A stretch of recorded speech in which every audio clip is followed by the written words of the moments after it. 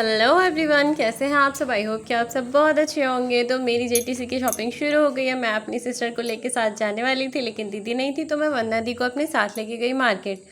और मैं गई थी लोकल मार्केट, क्योंकि वहाँ से ना चीज़ें थोड़ा अफोर्डेबल प्राइस यानी चीप मिल जाती हैं। और मैं अभी इतनी रईस शादी नहीं हूँ कि मैं बहुत ज़्यादा एक्सपेंसिव चीज़ें लूँ। खैर, मेरी दीदी मुझे विशाल मेगा मार्ट से ही शॉपिंग करा के लेके आई थी, लेकिन मुझे ऐसी जगह से शॉपिंग करने में कोई प्रॉब्लम नहीं है। ये नहीं है कि ऐसा है वैसा है। खैर, मैं सबसे पहले चूज़ करती हूँ अपने लिए बेडशीट। तो मुझे तो ये अच्छी लगी थी। आपको कौन सी अच्छी लगी मुझे कमेंट में बताना। फिर हम लोग बढ़े आगे और मैंने देखी स्लीपर्स यहाँ पे बहुत सारी थी। मैं बहुत कंफ्यूज थी। मैंने सोचा फिर मैं ऐसी स्लीपर्स लेती हूँ जिन्हें कंफर्टेबली मैं पहन भी सकूँ, मतलब डेली यूज़ में भी पहन सकूँ, और अगर मुझे थोड़ा बहुत कहीं इधर उधर निकलना हो तो मैं सैंडल्स के तरीके से भी यूज़ कर सकूँ, क्योंकि ज़्यादा चीज़ें मुझे ढोनी नहीं है ना। फिर मैंने मम्मी के लिए लिया एक पंखा, और पंखा लेके हम लोग आ जाते हैं घर। So I am back to the home, और मैं बस मुश्किल से 2 से 3 चीज़ें लेकर आई, क्योंकि मार्केट में गई तो थी कि बहुत सारी चीज़ें लेकर आऊँगी, लेकिन मुझे समझ ही नहीं आया कि मुझे क्या क्या चीज़ें लेकर आनी है। लिस्ट बनाने का प्लान था, और था कि लिस्ट बना के लेके जाएंगे और फिर सारी चीज़ें लेके आएंगे। लिस्ट प्रिपेयर ही नहीं कर पाई। दीदी को बोला था, लेकिन ड्यू टू सम रीजंस दीदी नहीं आ पाई। तो मैं वंदना दी के साथ गई थी मार्केट, और वो मुझे शॉपिंग करवा के लेके आई। मैं बस उसके बाद हम लोगों ने खाना खाया, खाना बनाया, और खाना खा पी के हम लोग आराम से सो गए। सुबह मुझे निकलना था, और मॉर्निंग उठते ही भागम भाग में मैं निकली, क्योंकि बहुत लेट हो गई थी मैं, मेरी ट्रेन मिस ना हो जाए। तो मैं इसीलिए बस जल्दी से तैयार हुई और भागते दौड़ते पहुंच जाती हूँ रेलवे स्टेशन। और जो टिकट दे रहे थे वो तो कह रहे थे कि टिकट ले लो, कि बस 3 मिनट बचे। मैंने कहा तुम फटाफट दो, और मैं दौड़ते हुए पहुंच जाती हूँ प्लेटफॉर्म पे पहुंची जैसे ही, तो वहाँ पे ट्रेन अनाउंस हो रही थी, और फटाफट ट्रेन आई। ट्रेन के आते ही मैं ट्रेन में बैठ गई। भागते दौड़ते बालों की हालत ऐसी हो गई थी, पूरे बाल खुल चुके थे मेरे। और ये है हमारा इंडियन रेलवे, जहाँ पे मुझे लग रहा था कि सीट नहीं मिलेगी, लेकिन देखो सीट ही सीट है यहाँ पे, खाली खाली। इंडियन रेलवे की भी यही बात है, कभी बिल्कुल जगह नहीं और कभी जगह। तो मैं अपना कैमरा ऑन करके बैठी हुई थी। मेरे सामने वाली जस्ट मतलब बिल्कुल सामने वाली सीट पे एक छोटा बच्चा था, और उसकी मम्मी भी छोटी ही थी, मतलब कम एज में शादी कर दी गई होगी। तो उनका बच्चा ऐसे ही उन्होंने बिठा रखा था। वो इतना छोटा था और उसे ऐसे बिठा रखा था जैसे वो कितना समझदार हो, और उसकी आंखें मतलब वो ऐसे देख रहा था ना कि आप लोग खुद देखो कि वो कितना क्यूट लग रहा है, और बस देखे ही जा रहा है। उसकी नज़रें हट ही नहीं रही हैं, फ़ोन की तरफ देख रहा है वो बार बार। तो मैंने सोचा जब ये बार बार मेरी तरफ देख ही रहा था, तो मैंने कहा चलो मैं इसकी वीडियो बना लेती हूँ छोटी सी। क्यूट तो है, लेकिन इसकी मम्मी बिल्कुल ऐसे रिएक्ट कर रही थी जैसे ये कितना बड़ा और कितना समझदार है। पता नहीं, मतलब मैंने उनको बोला भी था कि ऐसे मत बैठाओ, बच्चे की कमर वमर निकल जाती है, ऐसा बोलते हैं बड़े लोग। कहते कि हाँ ये बैठ जाता है, पर ऐसे तो कोई बात नहीं, चलो बैठा लो भाई, बच्चा तुम्हारा है। फिर उन्होंने अपना बच्चा मुझे गोदी में दे दिया, और ये मेरे पास आ भी गया था बड़े आराम से, और मज़े से खेलने में लगा हुआ था। मैंने सोचा थोड़ा सा रिकॉर्ड कर लेती हूँ, इसको भी देखो। लजा गए।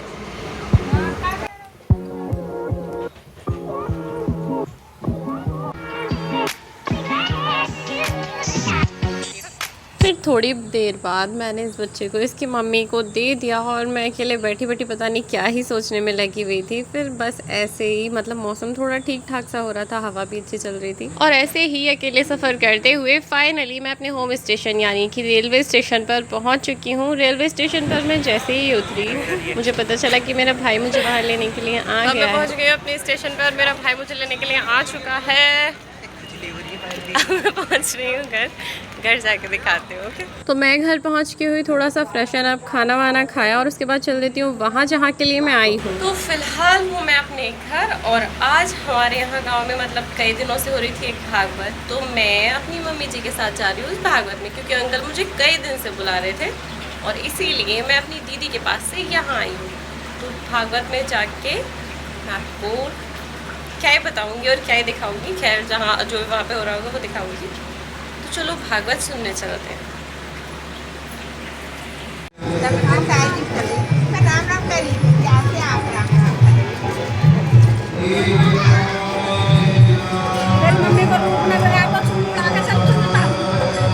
उतारेंगे ना वो।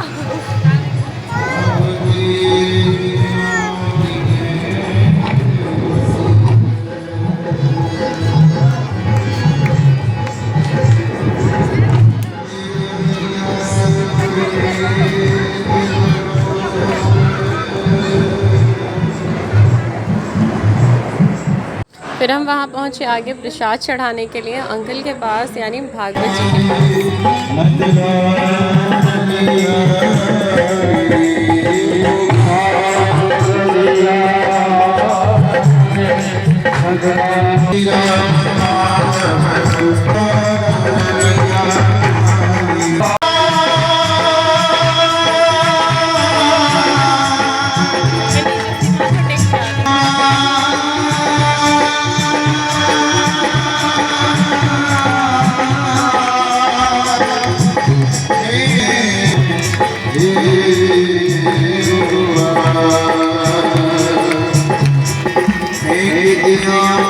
यहाँ हम भागवत में बैठे हुए हैं और वहाँ कथा चल रही है। जिन्हें भी दान देना था वो लोग दे रहे थे, तो मम्मी ने कहा सभी जो युवा बालक हैं सभी पढ़े लिखे और ऐसे ही सरकारी जॉब प्राप्त करें।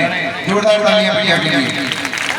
बुलेवार कृष्णलाल जी इसी करनी में आज हमारे पूज्य व्यास जी के सुपुत्र ऋषभ आज इनका जन्मदिन है। सभी जोरदार से ताली बजाएं और उनका स्वागत करें और भगवान से उनकी ये अपने पिता की भांति ऐसे ही यशस्वी बने। बहुत बहुत साधुवाद, बहुत बहुत आशीर्वाद। भगवान इनके ऊपर कृपा बनाए रखें, यशस्वी बने, अपने पिता का नाम रोशन करें। ऐसी शुभकामना करते हुए ये शुभ आशीर्वाद। बुलेवार कृष्णलाल की जय।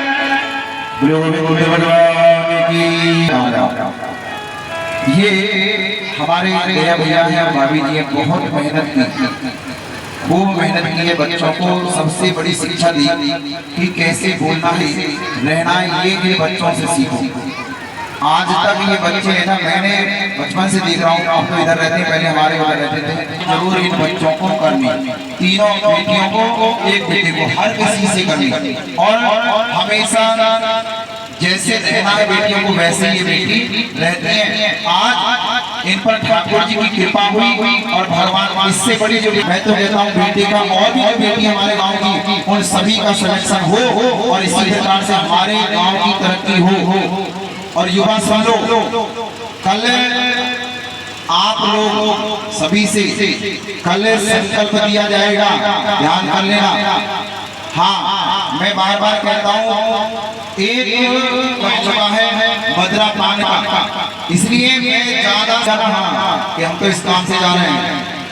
जहाँ भी आपके बुला दिए जाओगे, जब आपको संकल्प दे दिया जाएगा, ध्यान रख लेना। कहीं भी हो, जब तक नहीं आओगे तब तक भंडारों ना मिले।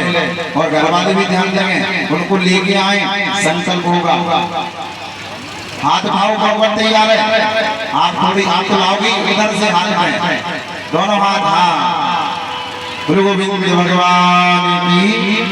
बेटी को बार बार साधुवाद धन्यवाद। ठाकुर जी और तरक्की करें, जोरदार ताली इस बेटी के लिए। और हमारे जो भी सुपुत्र आए, हाँ, उसके बाद हम आके अपनी जगह पे बैठ गए और वहाँ पे जो भागवत कथा हो रही थी हम उसे सुनने लगे।